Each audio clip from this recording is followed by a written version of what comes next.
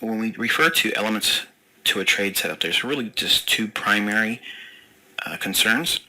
And one is obviously context or framework surrounding the idea. In other words, what makes the idea favorable for a trade.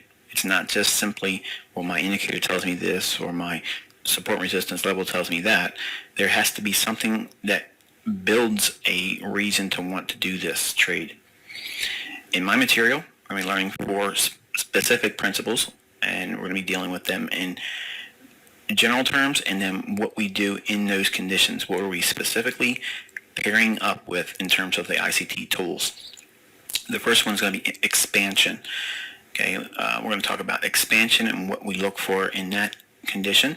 We're going to be talking about retracements and what tool or concept we used for retracements, reversal, and lastly, consolidation. Now, each one of these 4 give a specific framework and a context to the marketplace that you're going to be trading in. They can only be one of these 4 conditions. Either the market's going to be expanding, running away, in other words, trending, a retracement or pullback, altogether reversal, and obviously when the market's doing nothing, it's consolidating. But now the other characteristic we use for defining elements to a trade setup is using these 4 criteria for context and framework to specific reference points in institutional order flow. The first one is order blocks. The second one is fair value gaps and liquidity voids, liquidity pools and stop runs, and lastly, equilibrium. Now, understanding those 2 characteristics together will give you a greater understanding of market efficiency paradigm, how the smart money interprets price, and how they influence the general populace or the speculative uninformed money. It's going to be a rather illuminating tutorial, actually. You're going to be able to look at the marketplace with an expectation of knowing what tool to apply based on what the market's providing you right now. It only takes a second or 2 to look at the marketplace, determine, okay, what characteristic are we trading in? So that way you can build a context or framework on how you're going to approach the marketplace. Sometimes you'll have right away an issue where you can say, I'm not going to do anything because the market's consolidating. I am going to be waiting. The other 3 conditions are going to be providing you an opportunity to take action relative to the tools that we couple with those conditions or context. Now, the interbank price delivery algorithm, or what I always refer to as the algo or interbank algo, is the actual, basically artificial intelligence. It's a price engine that when we receive our price for our currencies, it's actually 90% done by electronic algorithms. So it's all computer-based now. It used to be open outcry in the pits, but there's no longer an auction market. It's all AI. And it's based on the principles I've been teaching for about 7 years now. You're not going to learn these things because, number one, no one's going to believe that it exists.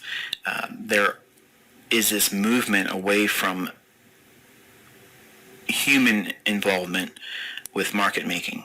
It's become much more efficient to be electronically based, and these things are programmed by human beings, obviously, and those intelligence are limited. So while that is probably unsettling for some of you that are listening to this thinking, well, I thought I had a free market I was trading in, it's actually not. It's highly manipulated, especially in the foreign exchange, which is what we're primarily dealing with here, because of the nature of it being so manipulated.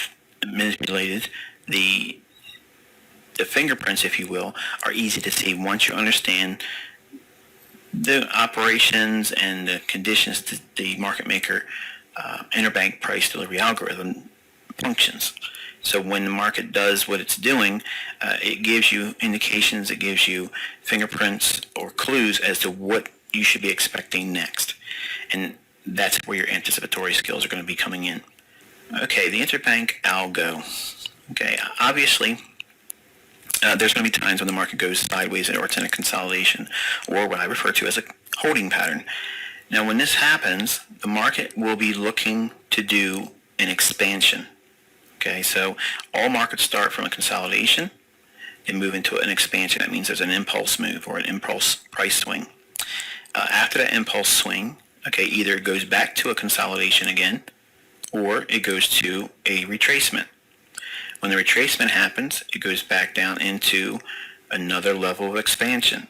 Or after the expansion, it can go to a reversal pattern. After the reversal pattern, it'll see another retracement, then back to potentially a consolidation. These four conditions, they interchange throughout the ups and downs and ebbs and flow of the marketplace. You're only going to get one of these four conditions. Now, you're probably saying, okay, well, that's a lot. I need to know one of these things to make a trade. No, you just need to know where it's at right now, where it's likely to go, and where it came from. The main thing is the consolidation begins with everything. All the moves that take place in the marketplace start from a measure of consolidation, because that's where the markets are building orders. So the market maker keeps the market in a tight range or a defined range until there's enough money on both sides of the upper and lower end of the range that's being defined by the consolidation. Whichever one has the highest amount of money to be absorbed, that's the direction it's going to move in. We don't always know what that is, but we wait for the expansion. When the expansion occurs, that's when we get the clue as to what the market is most likely going to be doing. And then we wait for either a retracement or another consolidation or a reversal. But we always wait for the first expansion. That gives us all the insight that we need to make a decision. Now, sometimes it may expand so far that we can't do anything with it. We have to wait for the retracement or the next consolidation. There's nothing wrong with that. It's all normal. You're not going to catch every move. The main thing is just understanding these four individual characteristics to a trade setup. Now, what is expansion? Now, expansion is when price moves quickly from a level of equilibrium. Now, expansion couples directly with the tool of an order block. Now, what's the importance of knowing expansion? Well, when price leaves a level quickly, this indicates a willingness on the part of the market makers to reveal their intended repricing model. Now, what does that mean? Well, if we're in a consolidation, okay, or a point of equilibrium, if price were to move up quickly, that would give us an indication of looking for a bullish order block. We don't want to chase price. We're going to wait for price to come back down into the order block. Where is that going to occur? Well, what do we look for in price? The order block that the market makers leave near or at the equilibrium price point. So I know what you're thinking. Okay, Michael, this is already going over my head. Give me some examples. No problem. I'm going to show you that right now. As you can see here, there's a consolidation in the blue shaded area. Very clear defined consolidation. It's got a clear discernible high and low. And the equilibrium price point is directly in the middle of the high and the low end of that range. You can simply take the Fibonacci tool that you have in all your platforms, lay the fib from the high and the low in the general consolidation, find that midpoint.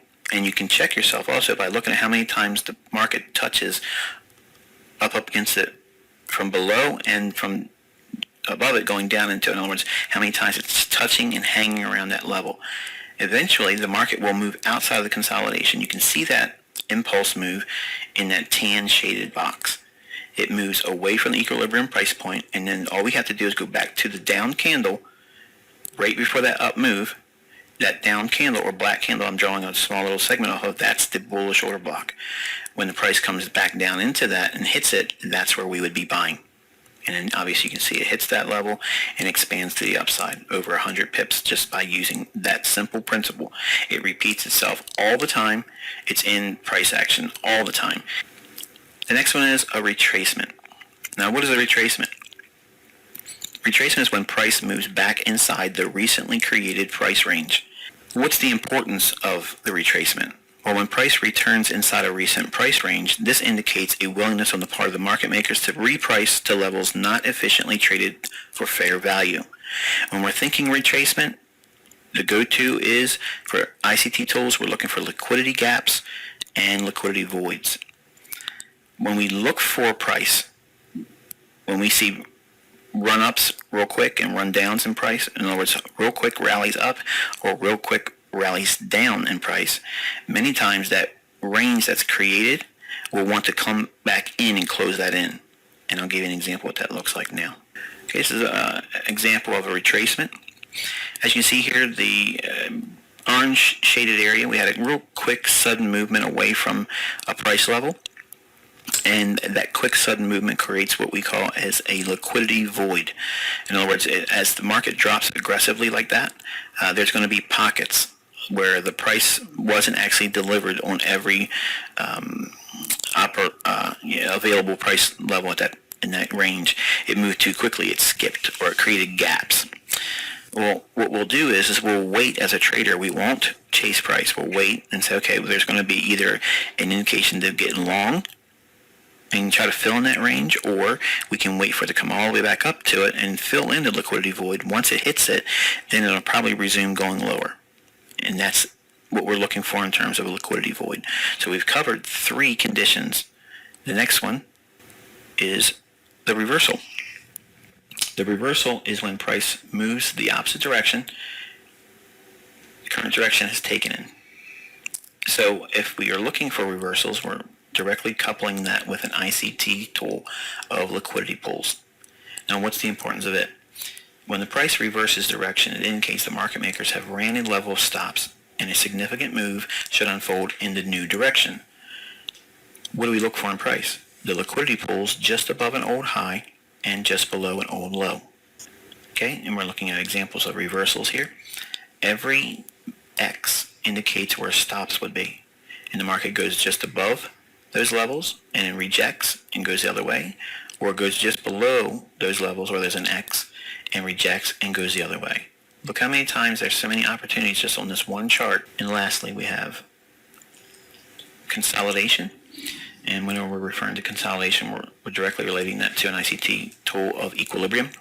What is consolidation? Consolidation is when price moves inside a clear trading range and shows no willingness to move significantly higher or lower. Now, what's the importance? When price consolidates, it indicates the market makers are allowing orders to build on both sides of the market. Expect a new expansion near term. Now, what do we look for in price? We're waiting for the impulse move or impulse swing in price away from the equilibrium price level that is found exactly in the halfway point of the consolidation range. And I'll show you an example of what that looks like. Here we see where we've identified a range defined specifically by the bodies of the candles, not the wicks. As you can see, price moves out in an expansive manner and then comes right back down to the equilibrium price point and then expands to the outside. By having an understanding of these specific characteristics and elements of trading, a setup, you'll give yourself a framework to first learn how to practice and study price action and eventually work towards understanding consistent setup, discovery, and by utilizing the time with me on a daily basis, we'll be able to frame these characteristics and pull out specific elements to a trade setup. By repetition and by using the daily time with me where we can outline the elements of a trade setup, we'll be able to do all these things in a manner where you'll be able to retain it, make it yours. You'll be able to discover really what type of trader you're going to be, because one of these characteristics is going to be your bread and butter condition. Some of you will trust the equilibrium. Some of you will trust the order block. Some of you will look for the void or the liquidity gaps to trade into. Some of you will have one or two of these characteristics and you'll trade within those parameters. They'll frame your trades. Some of you will eventually grow into understanding all of them and be universal, but don't think that you have to have all of them well known and under your belt before you're actually consistent, because you can just find one element as we described here. If we just find one for you, just for you, one, you can start being consistently profitable in your trading.